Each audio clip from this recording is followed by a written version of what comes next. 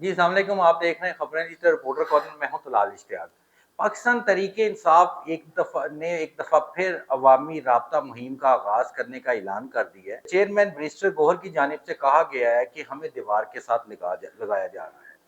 दूसरी जानिब एक अहम खबर ये भी है कि 72 कच्चे के डाकुओं ने अपने हथियार डालकर अपने आप को कानून के सामने पेश कर दिया है। और सबसे बड़ी अहम खबर ये भी है कि पाकिस्तान मुस्लिम लीग नून और पीपल्स पार्टी के जो रहनुमा हैं उनमें एक दफ़ा फिर छेड़छाड़ का सिलसिला शुरू हो चुका है। इन तमाम पे गुफ्तगू करने के लिए हमारे साथ मौजूद हैं एडिटर कोऑर्डिनेशन से आप लोग साहब। अस्सलाम वालेकुम जी। वालेकुम सलाम। तो सबसे पहले ये बताइएगा कि पाकिस्तान तहरीक इंसाफ ने एक दफ़ा फिर अवामी राब्ता मुहिम का ऐलान कर दिया, सड़कों पे आने का ऐलान कर दिया। कराची में रैली भी निकाली जा रही है इस सिलसिले में, दूसरे अजला में भी शहरों में रैली। आप क्या कहते हैं कि ये अब एक दफ़ा फिर क्या इन्हें सड़कों पे आने दिया जाएगा? अच्छा तलाल साहब, बात यह है कि आप सिविलाइजेशन की तरफ आप बढ़ रहे हैं। आप गुज़श्ता चंद सदियों को देखें, 2 4 5 सदियां या इवन दहाइयों को देखें, इवन हजारों सालों को देखें, तो इंसानियत कहते हैं जनाब के तहजीब की तरफ जा रही है। अच्छा, हमने मुख्तलिफ आजमा के देख लिए, बादशाहतें आजमा कर देख ली, हमने और बहुत सारे निज़ाम आजमा कर देख लिए। अब ये रिसेंटली, अब हम सन देखें तो 2025 यानी 2000 साल सारे गुजरे जो जो हम अपना सिर्फ तारीख अपना संभाल सकें। उससे पहले तो हमारे पास डेट भी नहीं है और उसके बाद टाइम भी नहीं है, सिर्फ ख्यालात हैं और सोच है। अच्छा, इन 2000 सालों में भी देखें तो एक चीज पर हम पहुंचे हैं कि इस वक्त जो बेहतरीन किस्म का निजाम है वो जमहूरियत है। यानी जमहूरियत से बढ़कर कोई और सिस्टम अभी तक सामने आ नहीं सका। हमने मजहबी भी दीगर बहुत सारे आजमा कर देख लिए। अच्छा, और जमहूरियत में के हवाले से यह भी कहा जाता है कि बदतरीन जो जमहूरियत है वो बेहतरीन आमरीयत से भी बेहतर होती है। लेकिन जमहूरियत का एक सबसे बड़ा अहम जुज्व जो है वो अपोजिशन है। अगर अपोजिशन ना हो तो फिर वो जमहूरियत नहीं होती। तो पाकिस्तान में यह कहना कि यहां जमहूरियत हो लेकिन अपोजिशन ना हो, यह नामुमकिन है। मतलब अपोजिशन का नाम ही जमहूरियत है। अगर जब अपोजिशन है तो जमहूरियत है। लेकिन यहां सूरत हाल यह है कि हम अपने आप को जमहूरी के अलावा नहीं तो चाहते हैं। हम चाहते हैं कि जनाब जब हम ट्रंप के पास जाएं तो हमें तारुफ करवाया जाए कि पाकिस्तान के वजीर आजम है, यानी जमहूरी इलेक्टेड वजीर आजम है। लेकिन हम नहीं चाहते कि कोई अपोजिशन हो, कोई अपोजिशन लीडर हो। आपके पास इस वक्त भी अपोजिशन लीडर की सीट खाली पड़ी हुई है। मतलब अभी चकजई साहब को, महमूद खान चकजई का नाम दिया गया है, लेकिन उसे अभी तक एक्सेप्ट नहीं किया गया। और ये एक बंदा उमर अयूब हरीपुर में बैठा था, फैसलाबाद में कोई दंगा हुआ, किसी ने पत्थर उठाकर किसी पर फेंक दिया, कोई बंदा जख्मी नहीं हुआ, लेकिन उसे नायल कर दिया गया जिसने 1.25 लाख से ज्यादा वोट लिए हुए थे। मतलब वोटों का इस तरह एहतराम किया जाता है। और उसकी आगे वो समाप्त कर रहे हैं, वो कह रहे हैं कि इस केस को सुन तो लो, कम अज कम उसको जो सजा सुनाई गई है बगैर उसके सुनाई गई है। वो कहता है जी सुन तो लो।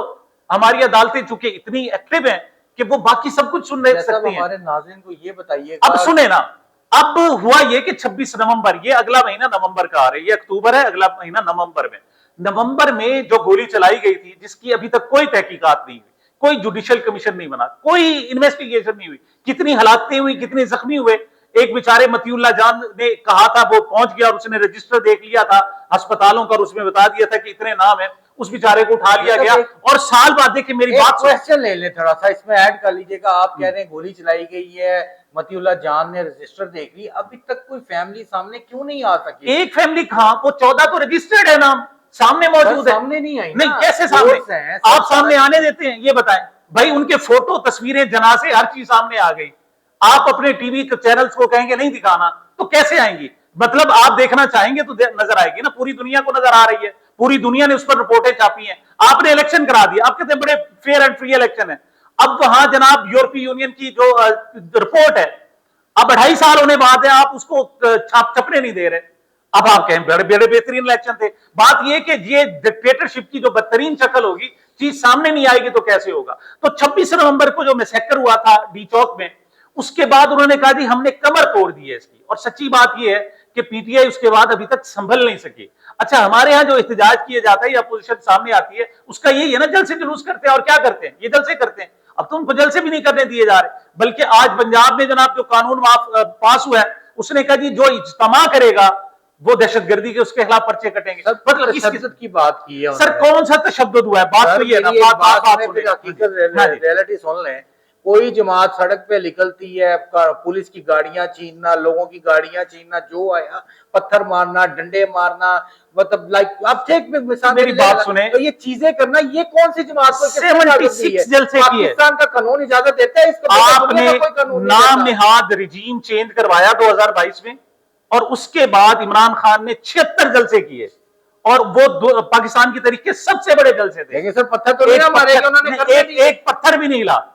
जब आप कहेंगे कि हमने अपोजिशन को मानना ही नहीं है, हमने अपोजिशन रहने ही नहीं देनी, हमने कोई खिलाफ बात आने नहीं देनी, एहतजाज करने नहीं देना, बात तो ये तो फिर या तो जमहूरियत खत्म। देखिए बड़ा बेहतरीन तरीका है, आपके पास 2/3 अक्सरियत है, इसी वक्त कहें कि पाकिस्तान में एहतजाज करना मना है, और जिस तरीके से चाइना में एक ही हुकूमत है, कोई अपोजिशन नहीं होती, आप यहां पर कानून पास करवा लें कि यहां पर जनाब वो जमहूरियत होगी जिसमें अपोजिशन नहीं होगी, एक बादशाह होगा, उसको सिलेक्शन का एक तरीकाकार बता दें, उस पर कोई एतराज ना मैं एतराज करूंगा ना कोई और एतराज करेगा। हम कहेंगे कि हमारा कानून यह है कि यहां एहतजाज नहीं किया जा सकता, कुछ भी होता रहे। टमाटर सख्त देखें, बिलावल भुट्टो जरदारी साहब, यही मौसम था जब 70 रुपए किलो टमाटर थे, तो वो लॉन्ग मार्च कर किया करते थे, जिसमें उन्होंने कहा था कि कांपे टांग गई, याद होगा आपको, और वो जनाब कराची से चले थे, इस्लामाबाद पहुंचे थे, और उन्होंने एहतजाजी मार्च किया था। अब 700 रुपए किलो हो गया, टाइम थोड़ा टमाटर को बाद, अब 700 रुपए किलो हो गया, आप एहतजाज नहीं कर रहे। गुजारिश ये है कि अब है क्या, सुने, नहीं चलते मेरी हमारे यहाँ, मैं मेरी बात कंप्लीट कर लें, उसके बाद आप सवाल कीजिएगा। हमारे यहाँ जो एहतजाज भी किया जाता है, मौसम को देखकर किया जाता है। इसके बाद दिसंबर जनवरी में शदीद सर्दी हो जाएगी, उसके बाद एहतजाज नहीं, एहतजाज होगा तो फिर मार्च अप्रैल में जाकर होगा। उससे पहले एक छोटा सा है, उसके लिए मेरे ख्याल में पीटीआई चाहती है कि वो अपनी मौजूदगी का सबूत दे। देखें आपने टीएलपी के साथ क्या किया, कोई एक बच्चा नहीं निकला। वजह क्या है कि यहाँ अमरियत है, अब यहाँ पर जनाब खौफ है, खौफ और राज फैलाया गया है, लेकिन पीटीआई फिर भी किसी हद तक एक सियासी जमात है, वो अपनी मौजूदगी का सबूत देना चाहती है। और सबसे बड़ी बात, अभी एक सूबा उनके पास है, अगरचे उनसे पंजाब छीन गया, उनके पास जनाब आजाद कश्मीर की हुकूमत छीन गई, और आजाद कश्मीर में जिस तरीके से आप आपस में आप दस्तों गिरबाएं, आपको अंदाजा हो गया। गिलगित बल्तिस्तान में 2 करते हैं सर, इसको अगले सवाल की तरफ चलते हैं। गुजारिश ये है, आपको थोड़ा सा मैं बता दूं, ख्वाहिशात पे सूबे नहीं चलते, मतलब कानून और आइन पे सूबे और मुल्क चलते। आइन है आपके पास? जी बिल्कुल, आइन भी है, कानून भी मौजूद है। वो जिसके बारे में ज़िया-उल-हक साहब ने कहा था 150 सौ जब मैं चाहूँ तो आपके बारे से ना, आप उनके सियासी बारे से ना चलते हैं सर।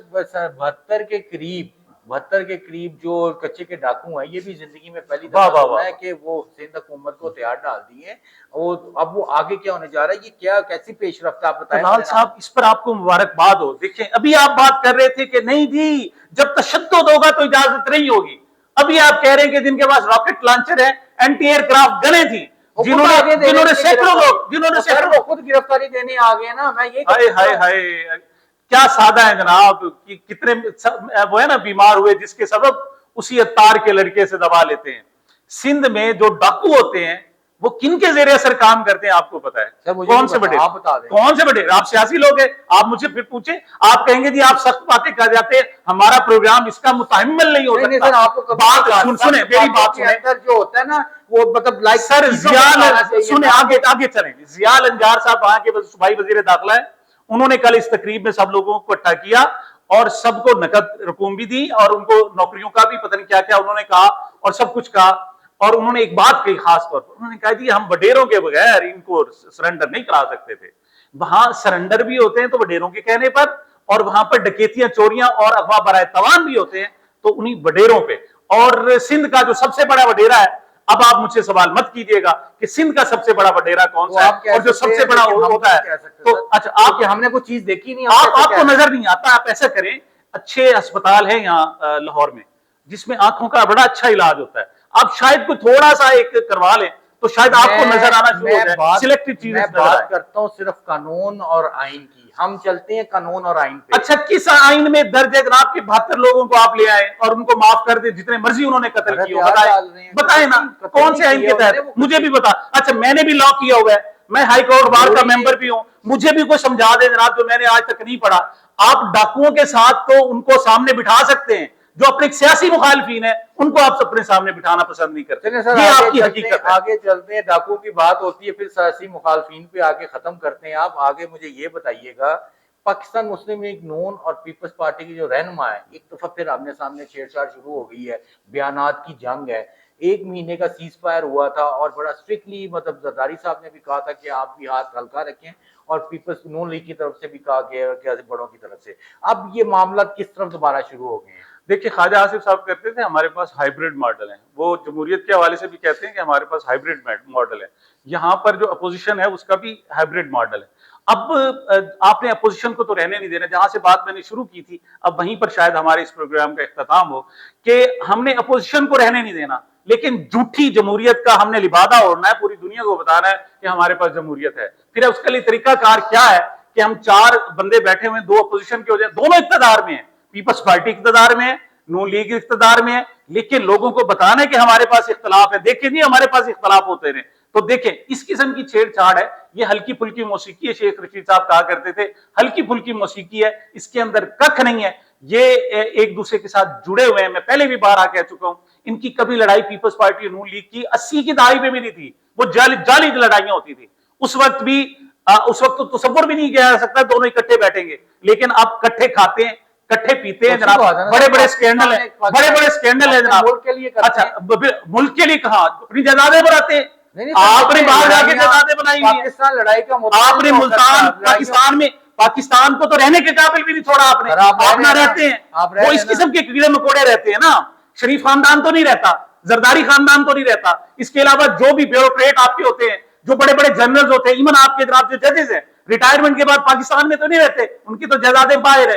तो पाकिस्तान को आपने वर्कशॉप बनाया हुआ है, यहां पर आपने को काम मामला सीधे करने होते हैं। उसके बाद रिहायश आपने पुरअमन दुबई में, आपने लंदन में, वहां पर रिटायरमेंट के बाद हर एक का अपना स्वाबदीद है, हक भी है, वो इंग्लैंड कमाएंगे यहां से और खाएंगे वहां पर। बहुत अच्छी बात के बाद बात तो ये, तो फिर हम नारे लगाएं पाकिस्तान जिंदाबाद, और पाकिस्तान हमारी जान है, पाकिस्तान हमारी मट्टी है। अच्छा, जन्मभूमि का मतलब क्या होता है कि हमने मरना उसी मट्टी में होता है। यानी अब तो सूरत हाल ये है कि आप वहां दफन होना भी आई होगी, उसी मट्टी में जाना होता है। जरूरी नहीं कि जब अल्लाह पर डाल दें। अब ये तरीका कार यही है कि जब कुछ नहीं होता फिर हम अल्लाह पर डाल देते हैं। सच्ची बात ये कि जिन्होंने मरना होता है वो अपनी वसीयत लिख के जाते हैं, मुझे फलां मट्टी में दफन किया जाए, फलां दफन ना किया जाए। आप भी सुनते जाइएगा, सच सुनने के लिए आप भी नहीं तैयार हैं सर। बहरहाल एनीवेज, कोई अगले प्रोग्राम में एक अच्छी वीडियो के साथ और अच्छी इन्फॉर्मेशन के साथ नाज़रीन के पास। नाज़रीन, ऐसी मजीद इन्फॉर्मेशन और खबरों के लिए देखते रहिए खबरें डिजिटल रिपोर्टर कॉर्नर।